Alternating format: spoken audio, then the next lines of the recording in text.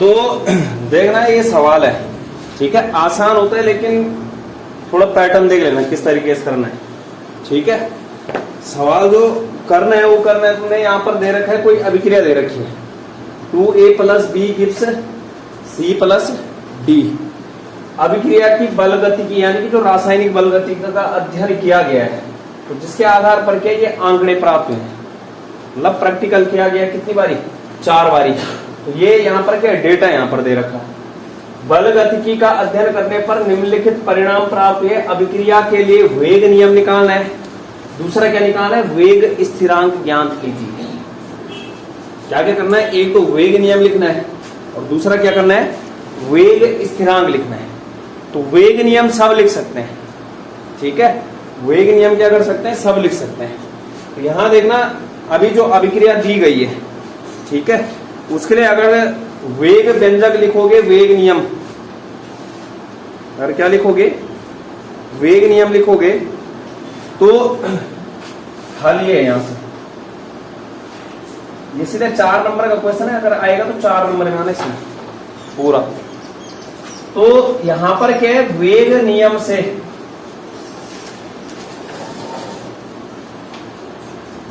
से अभिक्रिया के लिए क्या लिखना है, पहले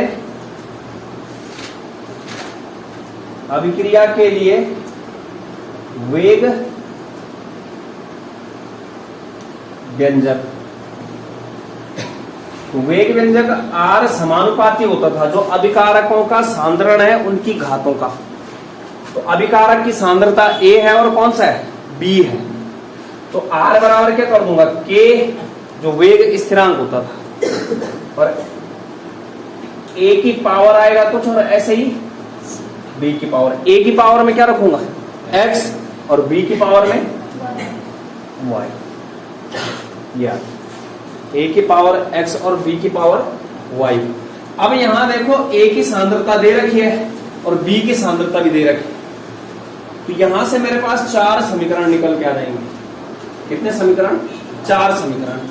पहला क्या दे रखा है, ये दे रखा है 0.1 और दूसरा भी क्या है यहाँ पे 0.1। तो यहां पर K का मान भी दे रखा है, ये प्रारंभिक वेग दिख रहा। जब जो है सांद्रता 0.1 और B की सांद्रता 0.1 था, जो तुम्हारा D का बनने का प्रारंभिक वेग था वो क्या है 6 × 10⁻³ मतलब ये R का मान भी दे रखा है, ये A की सांद्रता भी दे रखी है और B की सांद्रता भी दे रखी है। तो चारों प्रयोगों के लिए क्या लिखेंगे, वेग समीकरण लिखेंगे। तो प्रयोग 1 के लिए क्या होगा, R का मान ये किसके मान है सारे, ये जो मान है ये किसके हैं, R के। तो 6 गुणा किया 10⁻³ बराबर K। यहां पे A का मान कितना है 0.1 और X, B का मान कितना है 0.1 और Y। समीकरण ऐसी 3 समीकरण और बनेगी। प्रयोग 2,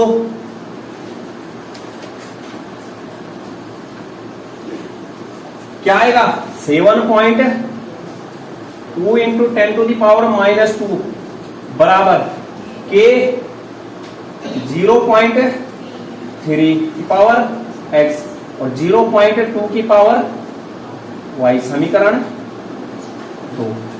प्रयोग 3, 2.88 × 10⁻⁻1 बराबर K 0.3 × की पावर क्या होगा X और 0.4 की पावर Y। समीकरण 3। ऐसे ही प्रयोग 4 के लिए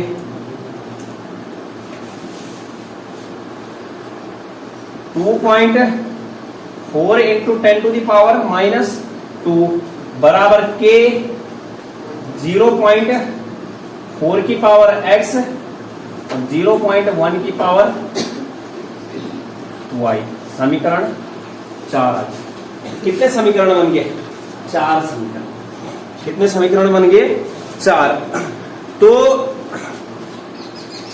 इन चारों समीकरणों में देखो नजर मारो, इस वाले कॉलम में नजर मारो पहले।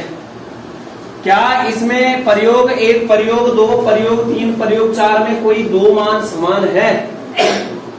कौन कौन से प्रयोग में? प्रयोग 2 और प्रयोग 3 में। कौन सा? 0.3 और 0. ये अब इसमें कोई मान समान नहीं। आगे चलो बी की सांद्रता में, क्या यहां पर कोई मान समान है? 0.1। कौन कौन सा है? 0.1। तो ये कौन सी समीकरण आई? ये समीकरण 2 है और ये कौन सी? समीकरण 3। तो जब इस प्रकार का मान प्राप्त हो रहा है तो समीकरण 2 को भाग दो समीकरण 3 से और समीकरण 1 को भाग देंगे समीकरण 4 से, जो मान समान है। मतलब पहले इस ए की सांद्रता में देखना है और ऐसे किसमें देखना है? बी की सांद्रता में। ए की सांद्रता में जो दो मान समान है उन दोनों समीकरणों को भाग दे दो। जैसे यहां पर समीकरण 2 और समीकरण 3 आएगा तो दोनों को क्या कर देंगे? भाग दे देंगे। उसके बाद दूसरा क्या होगा? समीकरण 1 को 4 से भाग देंगे। तो क्या बोला? देखो वेग व्यंजक हम तब लिख पाएंगे जब हमें किसका मान प्राप्त हो जाएगा, यहाँ पर x और y का। जो हम ये कहानी कर रहे हैं ये x और y का मान निकालने के लिए कर रहे हैं। तो यहां देखो समीकरण 2 को भाग देना है किससे? समीकरण 3 से। अब देखो जब भाग देंगे तो समीकरण 2 में क्या क्या आया? 7.2 इंटू 10 टू द पावर -2 बटे 2.88 इंटू 10 टू द पावर कितना? -1 बराबर के 0.3 की पावर x और 0.2 की पावर y और बटे में के 0.3 की पावर x और 0.4 की पावर y। ये मैंने ऐसे क्यों किया? क्योंकि यहां से ना 0.3 की पावर x और 0.3 की पावर x क्या हो जाएगा? कैंसिल हो जाएगा और किसका मान आ जाएगा? यहां से y का मान। k से k कटेगा, इससे ये पूरा कट जाएगा। ठीक है, तो अब क्या आ जाएगा? यहाँ पे 0.2 की पावर y और 0.4 की पावर क्या आ जाएगा? y। यहां से किसका मान निकाल सकते हैं? y का मान। किसका मान निकाल सकते हैं? y का। अब देखो इसको सॉल्व करना है। किसको? इस वाले को। ये 10 की घात -1 ऊपर जाएगा। 10 की घात -1 कहां जाएगा? ऊपर। ठीक है, तो जब ऊपर जाएगा तो यहां पर ये क्या हो जाएगा? प्लस में हो जाएगा। किसमें हो जाएगा? प्लस में। तो 7 पॉइंट हटा देता हूं मैं। ये पॉइंट हटाए मैंने, ये पॉइंट भी हटाऊंगा। ऊपर कितना जीरो बढ़ जाएगा? 1 जीरो, क्योंकि 2 जीरो बढ़ेंगे, 1 जीरो नीचे बढ़ेगा, क्योंकि पॉइंट के बाद कितना स्थान है? यहां 2 स्थान है। तो ये हो जाएगा 7200 और बटे में क्या आ जाएगा? 288 जीरो। जीरो से क्या हो जाएगा? Zero cancel. जीरो से जीरो क्या हो जाएगा? कैंसिल। ठीक है, जीरो से क्या कर दिया? जीरो को कैंसिल। गुणा गया 10 की घात क्या था? -2 और ऊपर जाएगा तो क्या हो जाएगा? +1। क्या हो जाएगा? +1। तो जैसे ही ये होगा बराबर में क्या है? पर 0.2 अपॉन 0.4 की पावर मैंने पूरे में ले लिया। क्या हो गया? y। अरे दोनों की पावर क्या थी? y। तो मैंने सीधे दोनों को कॉमन ले लिया। मतलब अब यहां पे देखो क्या होगा? 10 की घात -2 से घटेगा तो कितना बचेगा? 10 की घात -1। कितना बचेगा? 10 की घात -1। तो यहां पे जो है ये 10 की घात कितना आ जाएगा? -1। ये 10 की घात -1 बटे में आ जाएगा। 10 की घात -1 क्या आ जाएगा? बटे में। तो ये क्या हो जाएगा? गुणा गया 10। 10 से 10 कटा। 72 का भाग 288 में कितनी बारी जाता है? 4 बारी। अरे जाएगा 72 गुणा गया 4 करना। 4 दूनी 8 और 7 चौको 28। कितनी बारी कटा? 4 बारी। ये 2 से कितनी बारी कटेगा? 2 बारी। तो हमारे पास जो सॉल्व करके आया वो क्या है, 1/4 बराबर 1/2 की पावर y, 1/2 की पावर y आ गया। अब यहां देखो, क्या मैं इसको 1/2 के रूप में लिख सकता हूं? हाँ जी लिख सकता हूं। इसको लिख सकता हूं मैं 1/2 की पावर 2 बराबर 1/2 की पावर y। जो 1/4 है ना, 1 की गुणा 1 के साथ होगी क्या होगा, 1 की, और 2 की गुणा 2 के साथ हो जाएगी, 2 दूनी क्या हो जाएगा 4।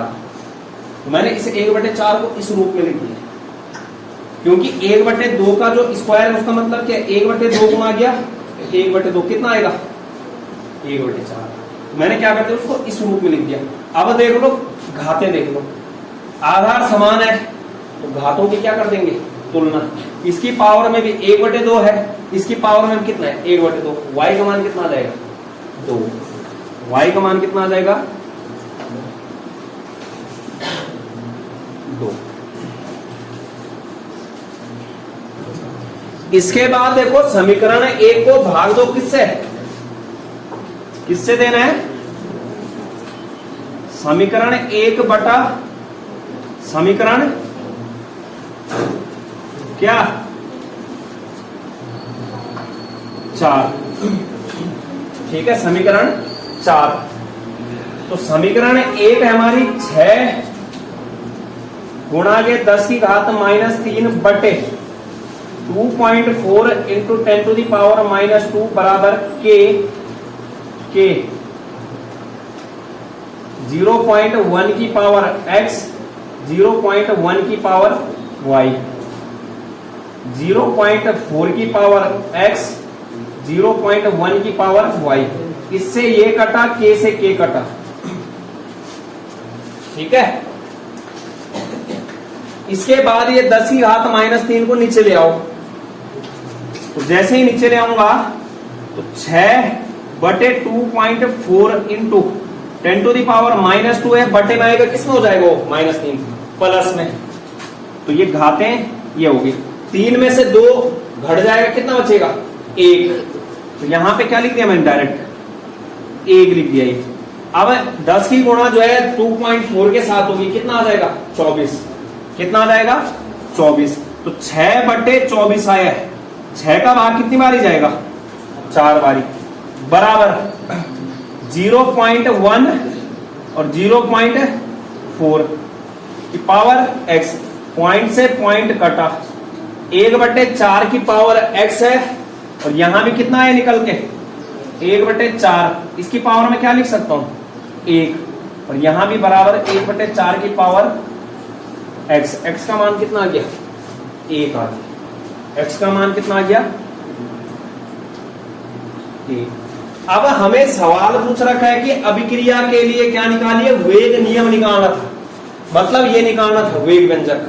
तो अब मुझे सिर्फ किसके मान चाहिए थे, एक तो x का मान चाहिए था और एक y का मान, इन दोनों मानों को रख दो।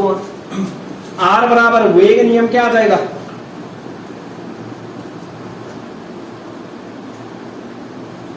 वेग या r बराबर रेट के, a की पावर में क्या आएगा 1, और b की पावर में क्या आ जाएगा 2। अगर कोई पूछता है कि इस अभिक्रिया की कुल कोटि तो कितनी आ जाएगी 3, 1 प्लस n का मान क्या हो जाएगा 1 + 2 बराबर 3। एक पोर्शन हमने पूरा कर लिया है कि वेग नियम निकाल दिया है। वेग नियम का मतलब वेग नियम से वेग व्यंजक ये निकालना ही है, ये निकाल दी। दूसरा पोर्शन क्या बोल रहा है कि वेग स्थिरांक निकालना है। वेग स्थिरांक का मतलब क्या है कि k का मान निकालना है यहाँ पे। तो k इतने सारे हैं, यहाँ समीकरण किसी भी समीकरण में रख लो। क्या बोला मैंने, किसी भी समीकरण में रख लो। एक बच्चा समीकरण 1 में रखना मान किसका, x और y का। एक बच्चा समीकरण 2 में रखना, एक बच्चा समीकरण 3 में रखना, एक बच्चा समीकरण 4 में रखना, और मान निकाल के देखो। यहां से तुम लोग समीकरण 1 और 2 में रखो मान, अरे x और y का ही तो रखना है, k का मान आ जाएगा वहां से। हमें किसका मान चाहिए वहां पे, अगर हमारे पास x और y का मान आ गया तो किसका निकाल सकता हूं, k का। तो चारों समीकरण में रखोगे तो वहां पर मान समान ही आएगा। तो क्या बोला, ये एक पोर्शन हो गया। इसके बाद देखो, जैसे मैं प्रयोग एक से वेग निकालता हूं, किसका मान निकालना है, के का मान। ये वेग स्थिरांक का मतलब क्या है कि किसका मान निकालना है, के का मान। ठीक है, ये जो के दिया गया तो x का मान आ गया, y का मान आ गया। देखते हैं यहां पे, ये हो गया नोट।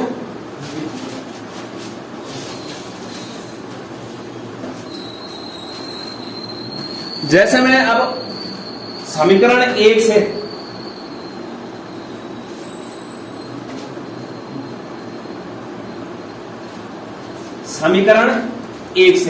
क्या है, 6 गुणा गया 10 की घात -3 बराबर के निकालना है।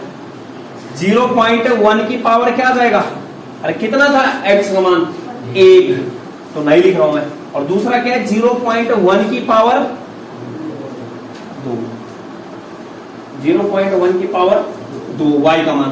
तो अब जब मैं इसको सॉल्व करूंगा तो 6 × 10⁻³ बराबर k। अब यहां पे देखो, ये तो 0.1 है, ये 0.1 की पावर कितना हो जाएगा 3। अरे 0.1 है, 0.1 है, आधार समान है, घातें क्या हो जाएंगी, जुड़ जाएंगी। तो 0.1 की पावर 3, 0.1 की पावर 3 का मतलब क्या है, 0.1 को कितनी बारी मल्टीप्लाई करना है, 3 बारी।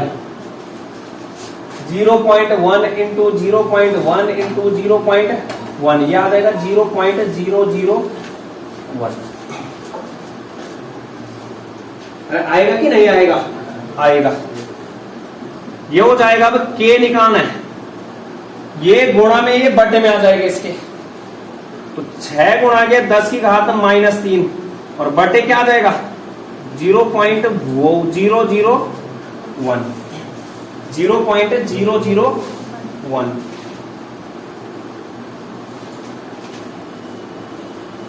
तो अब यहां देखो, दशमलव के बाद कितना अंक है, 3 अंक। यहां से पॉइंट हटेगा, ऊपर क्या बढ़ जाएगा 1000, क्या बढ़ जाएगा 1000। गुणा गया 10 की घात क्या हो जाएगा 3, इससे ये कट जाएगा, क्या आ जाएगा मान 6।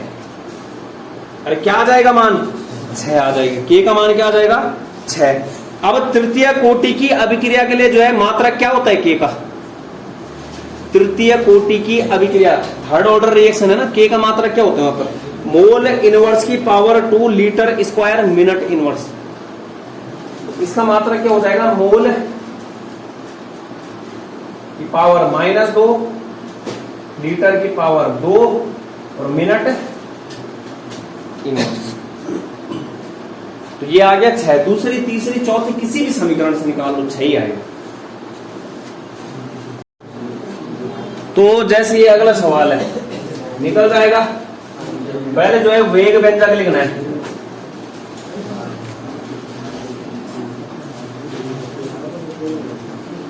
वेग व्यंजक R बराबर क्या हो जाएगा, के ए की पावर और बी की पावर। ए की पावर में क्या आएगा x और बी की पावर में y। इनसे 4 समीकरण बनाओ, फर्स्ट, सेकेंड, थर्ड और फोर्थ। फर्स्ट वाला देखो क्या बनेगा, 7 × 10⁻³ बराबर 0.1 की पावर x, 0.1 की पावर y। उसके बाद अगला 8.4 × 10⁻² बराबर 0.3 की पावर x, 0.2 की पावर y। इसके बाद अगला आएगा 3.36 × 10⁻⁻1, 0.3 की पावर x, 0.4 की पावर y। इसके बाद अगला आएगा 2.8 × 10⁻⁻2, 0.4 की पावर x और 0.1 की पावर y। ये समीकरण 4 बन गई। ये सबको आनी चाहिए बनानी। अब यहां पे देखो कॉमन कहां पे है, समीकरण 2 और 3 में आ गया, और यहां वही आ गया सेम, समीकरण 1 और 4। तो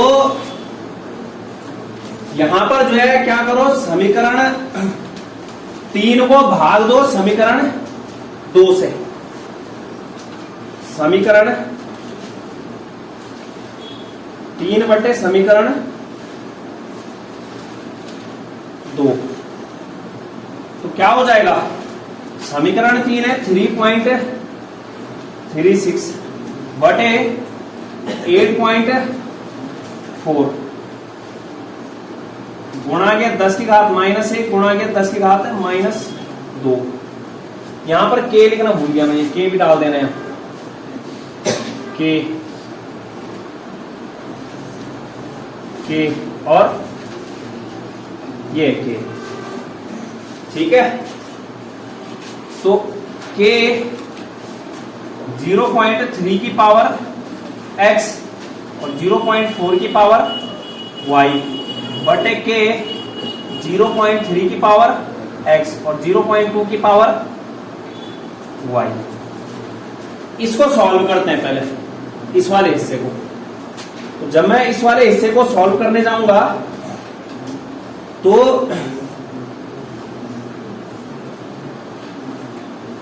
यहां पर देखो मैं यहां पॉइंट बढ़ा रहा हूं, ठीक है। ये मैंने 0 लिख दिया। पॉइंट के बाद कितना है 2, पॉइंट के बाद कितना है 2, पॉइंट हटा दिए मैंने, ठीक है। 12 से कटेगा ये, 12 सतह 84, 12 दूनी 24, 9 बचेगा 96, 12 अठा 96। 7 से कटेगा ये वाला भी, 7 चक्कू 28, 7 दशा की 70।